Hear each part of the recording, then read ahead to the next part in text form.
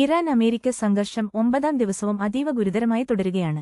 ഇറാന്റെ ആണവ കേന്ദ്രങ്ങൾക്ക് നേരെ അമേരിക്ക നടത്തിയ ആക്രമണത്തിന് മറുപടിയായി ജോർദാനിലെ അമേരിക്കൻ എയർക്രാഫ്റ്റിന് നേരെ ഇറാൻ തിരിച്ചടിച്ചു. ഈ ആക്രമണത്തിൽ ഒരു അമേരിക്കൻ സൈനികൻ കൂടി കൊല്ലപ്പെട്ടു. ഇതോടെ സംഘർഷത്തിൽ ജീവൻ നഷ്ടപ്പെട്ട അമേരിക്കൻ സൈനികരുടെ എണ്ണം 3ആയി ഉയർന്നു. ഫെബ്രുവരിയിൽ ആരംഭിച്ച യുദ്ധത്തിൽ ഇതുവരെ 17 അമേരിക്കൻ സൈനികർക്കാണ് ജീവൻ നഷ്ടമായത്. ഹോർമുസ് കടലിടുക്കിൽ സംഘർഷം വ്യാപിക്കുകയാണ്. 2 എണ്ണ ടാങ്കറുകൾക്ക് നേരെ ആക്രമണമുണ്ടായതായി ഇസ്ലാമിക് റവല്യൂഷണറി ഗാർഡ് കോർ സ്ഥിരീകരിച്ചു.